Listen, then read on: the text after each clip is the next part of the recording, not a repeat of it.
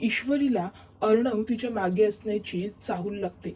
आता इशू मागे फिरेपर्यंत अर्णव हा लगेचच तिकडनं उठतो आणि निघून जातो. इशू मागे बघते पण तिला अर्णव तिथे दिसत नाही. इशू विचार करते, मला असं का वाटलं, माझ्या मागे इथे कोणीतरी होतं असं.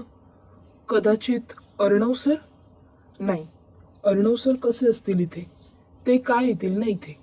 नाही नाही, अर्णव सर नव्हतेच ते. असा विचार करत आता इशू पुन्हा एकदा लगेचच तिकडनं निघून जायला लागलेली असते. त्याबरोबर आता दुसरीकडे आईला खूपच जास्त टेन्शन आलेलं असतं. तर जयवत्या ही आता आईला म्हणत असते, तुम्ही काळजी करू नको वहिनी, मी आहे ना, मी बघते काय करायचं. मी ब्लड बँकला कॉल करून बघते. आणि मग ती ब्लड बँकेत फोन करते आणि म्हणत असते, ओ नेगेटिव्ह ब्लड ग्रुपची एक ब्लड पिशवी हवी होती. त्यावर तिला समजतं की इथे पिशवी अवेलेबल नाहीये. त्याबरोबर ती म्हणते की तुमच्याकडे अवेलेबल नाहीये, पण तुम्ही दुसऱ्या कुठल्या ब्लड बँकेचा नंबर आम्हाला देऊ शकता का, कारण काय आहे इमर्जन्सी. त्यावर लगेचच आई विचारते, काय म्हणाले ते. त्यावर आता जयोत्या सांगत असते की त्यांच्या इथे तर अवेलेबल नाहीये. मग मी म्हणाले की दुसरा कोणाचा नंबर असेल तर कमीत कमी आम्हाला तो तरी द्या. देतायत ते नंबर. तर दुसरीकडे इशू ही आता गणूबाप्पाची प्रार्थना करत असते. ती त्याला म्हणत असते की बाप्पा, माझ्या बाबांना लवकरात लवकर बरं कर, पाठीशी उभा राहा माझ्या. हे बघ, माझ्या बाबांना काहीही व्हायला नको, त्यांना लवकरात लवकर ब्लड मिळू दे, काहीही होऊ दे, पण त्यांना बरं वाटू देत.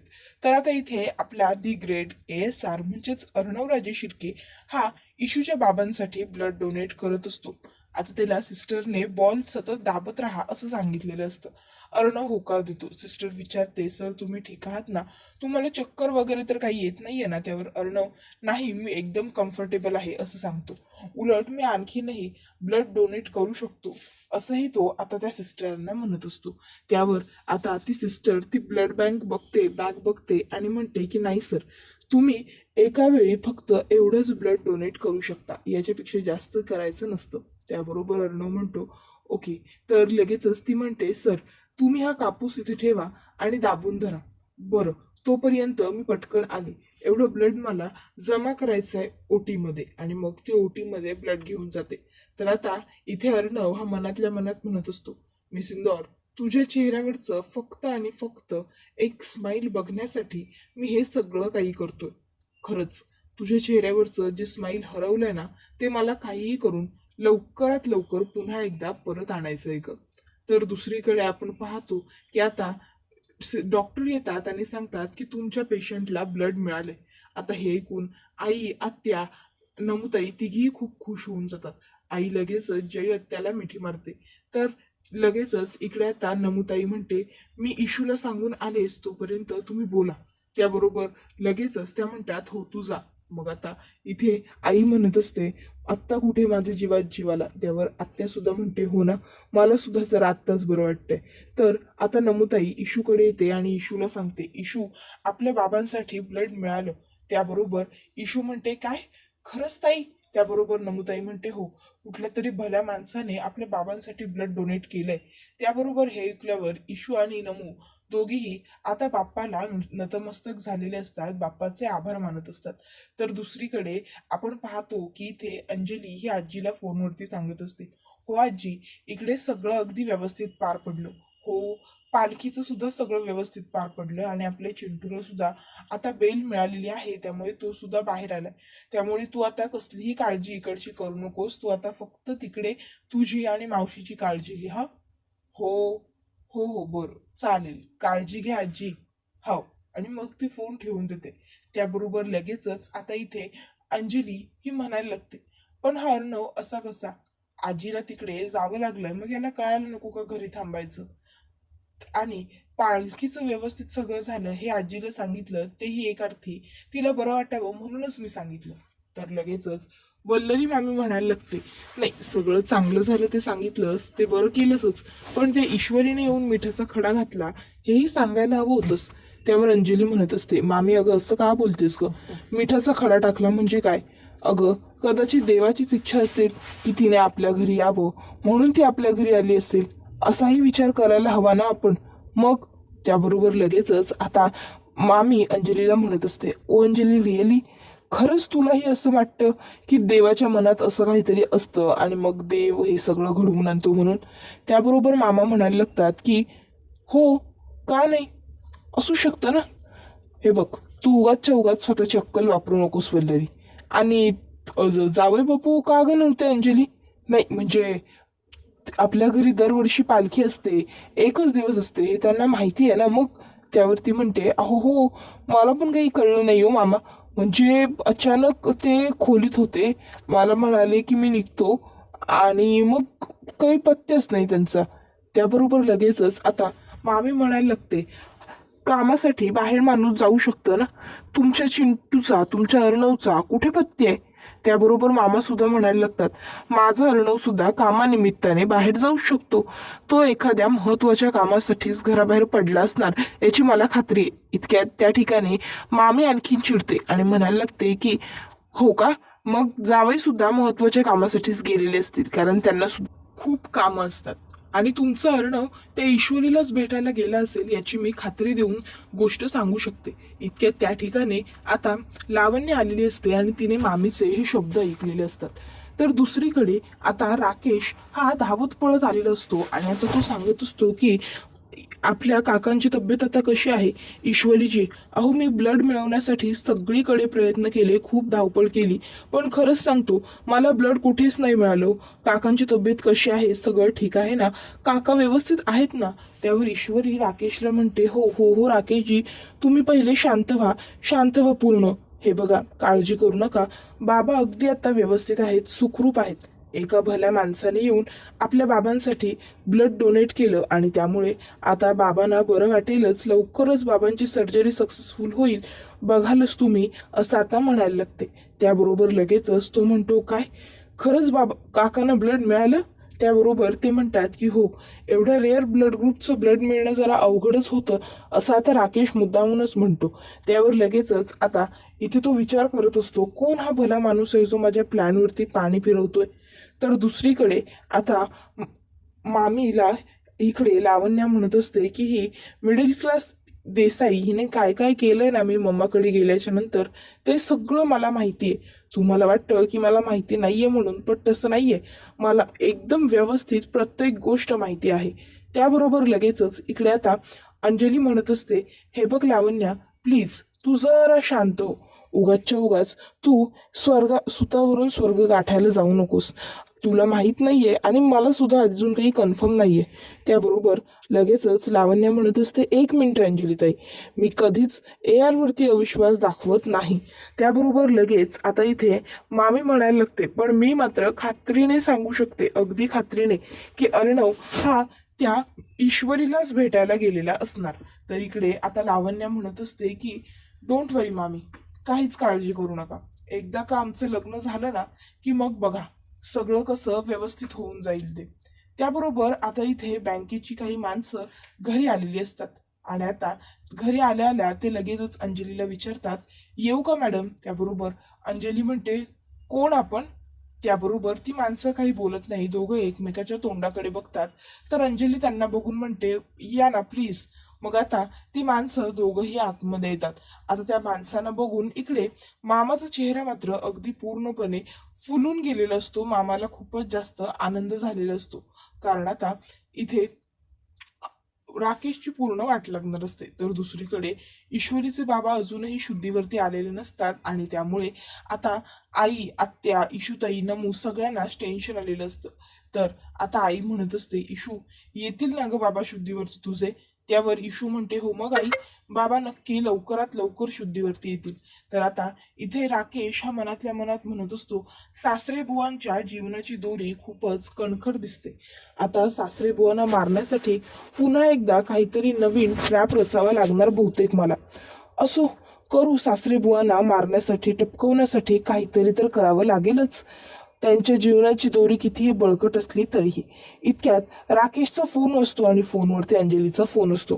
राकेश बाहेर येतो आणि विचार करतो अरे ही माझी बावळट बायको आता मला कशाला फोन करून त्रास देते. मग तो आता फोन उचलतो आणि लगेचच म्हणायला लागतो हा राणी सरकार, हॅलो बोला ना. त्याबरोबर लगेचच ती म्हणायला लागते की अहो इथे ना खूप मोठा प्रॉब्लेम झालेला आहे, तुम्ही लवकरात लवकर घरी या. बँकेची माणसं घरी आली आहेत आणि त्यांचं असं म्हणणं आहे की माझ्या अकाउंटमधून पैशांचा फ्रॉड झालेला आहे. आता माझ्या अकाउंटचं तर सगळं काही तुम्हीच बघता ना, म्हणून म्हणते तुम्ही लवकर घरी या, म्हणजे कसं सर्व गोष्टी क्लिअर होतील हो. त्याबरोबर राकेश आता घाबरतो आणि तो म्हणत असतो, काय बँकेची माणसं? बरं बरं ठीक आहे, मी येतो घरी, तू काही काळजी करू नको बायको, हा मी आहे. आणि मग आता तो विचार करतो की बापरे, लवकरात लवकर मला अर्णव घरी पोहोचायच्या आधी घरी पोहोचलं पाहिजे. आणि मग तो आता लगेचच तिकडनं निघतो. तर इकडे इशूच्या बाबांना अजूनही ICU मध्येच ठेवलेलं असतं. त्यामुळे इशू हे आता त्यांना बघत असते, रडत असते, बघत असते, रडत असते. इशू शेवटी आपल्या हातात काहीच नाही ग उरलं असं आई म्हणते. मग इशू आईला जाऊन धीर देत म्हणते, आई असं काही नाहीये, हे बघ आपण सगळे ते योग्य प्रयत्न करतोय ना, मग का उगाच तू लोड घेतेस? आणि तुला खरं सांगू का, मला पूर्ण खात्री आहे आपले बाबा बरे होणार आणि बाबा खूप लवकर बरे होणार. आणि मला आई सांग, बाबांना हे आपले असे रडके चेहरे बघवेल का? बाबा ज्यावेळेस शुद्धीवर येतील त्यावेळेस काय म्हणतील माहितीये? अरे, संजय देसाईच्या घरातली लोक शोभताय तरी का? तुम्ही जर असे गल्ल्यावर उभे राहिलात ना, तर माझी पाव किलो मिठाई सुद्धा संपणार नाही. त्याबरोबर लगेचच आई म्हणते, हो खरंच, त्यांना सगळ्यात जास्त टेन्शन आहे त्यांच्या दुकानाचंच असायचं. त्यावर इशू म्हणते, आई मला सांग, बाबा शुद्धीवरती आले की सगळ्यात अगोदर पहिली फरमाईश ते काय करतील? त्यावर आई म्हणते, काय करतील? त्यावर इशू म्हणते, आई अगं असं काय करतेस? सगळ्यात अगोदर बाबांची फरमाईश असणार आहे आईच्या हातचा मस्त गरम गरम अद्रकवाला चहा. आई हे बघ, रडू नकोस, आज आपल्याला हा दिवस पाहायला मिळालाय, आज सर्जरी चांगली पार पडली, उद्या बाबा शुद्धीवर येतील, हा असा विचार कर ना. त्यावर आई म्हणते, इशू उद्या बाबा खरंच शुद्धीवर येतील? आता इशू आईला धीर देण्यासाठी म्हणते, हो आई नक्की, पण तू रडत बसू नको. जर आपण असं रडत बसलो ना, तर ते बाबांना कधीच आवडणार नाही. आपण सगळ्यांनी कायम आनंदी राहावं, खुश राहावं, हीच आपल्या बाबांची इच्छा असते की नाही? मग तू अशी रडत बसणार आहेस का माझ्यासाठी? त्याबरोबर लगेचच आता आई म्हणायला लागते की नाही ग इशू, नाही, बाबा लवकर बरे होतील आणि नक्की बरे होतील, आता मला सुद्धा पूर्ण खात्री वाटते. त्यावर इशू म्हणते, आई उद्याचा दिवस आपल्या आयुष्यात आणखीन काहीतरी नवीन चांगलं घेऊन येणार असेल, बघ तू. त्यावर आता आईला सुद्धा इशूची ही वाक्य ऐकून खूप बरं वाटतं, दिलासा वाटतो. तर आता इथे बँकेची जी माणसं असतात ती ताईला सांगत असतात की खूप काहीतरी गडबड झाली आहे तुमच्या अकाउंटमध्ये, खूप ट्रान्झॅक्शन झालेत. त्याबरोबर लगेचच आता इथे लावण्या म्हणत असते, आय होप असं काही झालेलं नसेल. मी ताबडतोब आमच्या अकाउंट डिपार्टमेंटच्या लोकांबरोबर बोलून घेते. मे बी काहीतरी मिसअंडरस्टँडिंग झालं असेल तुमचं, डोंट वरी, ताबडतोब सगळं काही क्लिअर होऊन जाईल. आणि मग लगेचच ती आता अकाउंट डिपार्टमेंटमध्ये फोन करायला लागते. इतक्यात त्या ठिकाणी राकेश आलेला असतो. आता राकेश हा घरात आल्या आल्या बँकेच्या माणसाला बघून जरा घाबरतोच, पण आता पर्याय नसतो घरात येण्याशिवाय. तर इथे आता अंजली लगेचच राकेशला बघते आणि म्हणते, अहो तुम्ही कधी आलात? बरं झालं तुम्ही आलात, या इथे लवकर, बघा ना ही लोक काय म्हणतायत, म्हणे माझ्या बँकेच्या अकाउंटमधून पैशांचा फ्रॉड झालाय. अहो माझं अकाउंट तर सगळं काही तुम्हीच मॅनेज करता ना, मग त्याच्यामध्ये फ्रॉड होऊच कसा शकतो? त्याबरोबर लगेच राकेश म्हणतो, हा काय मी आत्ताच आलोय आणि काळजी करू नकोस, आता मी आलोय ना, मग मी सगळं बघतो. त्याबरोबर मुद्दामून आता मामा सगळ्यांना सांगायला लागतात, तुम्ही यांना काही प्रश्न विचारू शकता हा साहेब, कारण काय आहे ना, हे आमचे जावई बापू तर आहेतच, पण हे एक सगळ्यात उत्तम नामाजलेले वकील सुद्धा आहेत. त्यामुळे वकील म्हणल्यावर तुम्ही काही विचारलं तरी तुमच्या प्रश्नाचं उत्तर हे सहज त्यांच्याकडे अवेलेबल असणार आहे, त्यामुळे तुम्ही विचारा. मग आता सगळ्यात अगोदर उभा असलेला व्यक्ती प्रश्न विचारतो, सर तुमच्या अकाउंटमधून एवढे ट्रान्झॅक्शन का झालेत, ते सुद्धा एवढ्या दिवसात? त्यावर तो म्हणतो की हो, काही फॉरेन कंपनीज आहेत जिथे मी माझ्या बायकोच्या नावाने इन्व्हेस्टमेंट करून ठेवले. त्याबरोबर आता लगेचच त्या विचाराव्या लागतील, पाहाव्या लागतील, त्यानंतरच आम्हाला तुम्हाला विश्वासात घेता येईल. त्याबरोबर लगेचच तो म्हणतो की चालेल ना, काहीच हरकत नाही. मग ती म्हणते, तुमचं झालं असेल तर मी जाऊ का? त्याबरोबर ती म्हणते की हो 2च मिनिटं हा फक्त. आणि मग आता इथे लगेचच विचारायला लागतात दुसऱ्या लोक की जर तुम्ही बायकोच्या नावाने ट्रान्झॅक्शन करता तर मग याची तुम्हाला कल्पना आहे का? त्यावर अंजली म्हणते की नाही, मला याची कोणतीही कल्पना नाहीये. त्यावर आता इन्स्पेक्टर हे म्हणायला लागतात की हे असं कसं शक्य आहे, तुमचं अकाउंट आहे ना, मग आणि तसंही तुम्ही ज्या अकाउंटवरती पैसे ट्रान्सफर केले ते प्रायव्हेट अकाउंट आहे.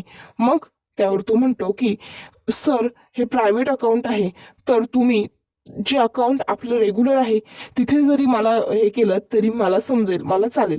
आणि त्याशिवाय तुम्हाला अपॉइंटमेंट तर बुक करून मिळतेच. मग आता अर्णवला आणखीन एक संधी सोपी करून मिळालेली असते. त्यामुळे आता तर अर्णव अजिबातच घाबरतही नसतो. तर आपण आता पाहतो की इकडे राकेशला विचारलं चाललेलं असतं की तुम्ही कोण आहात, तुम्ही कुठे असता, वगैरे वगैरे. त्याबरोबर लगेचच आता मामा सांगायला लागतो की आमचे जावई बापू हे इथेच असतात आणि ते खूप हुशार आणि कर्तबगार आहेत हा. त्यावर लगेचच आता विचारायला लागतात की बरं, तुम्ही आम्हाला एक्सप्लेन कराल का ट्रान्झॅक्शन का झाले तेवढे ते. त्यावरती म्हणतात की हो, का नाही, सांगू शकतो ना आम्ही, अहो सांगा ना. मग राकेश म्हणतो की मी काय म्हणतो, मी उद्या येऊ का ऑफिसला. ऑफिसला बसून व्यवस्थित सविस्तर आपल्याला बोलावं लागेल या विषयावरती. हे बघ, असं पटापट करूनही चालणार नाहीये. त्यामुळे म्हणूनच मी म्हणतोय की मी बाहेर जाऊन जरा त्यांच्याशी बोलतो आणि काळजी करू नको, सगळं व्यवस्थित होईल. आपल्या सगळ्या बँकच्या डिटेल्स सगळ्या व्यवस्थित आहेत.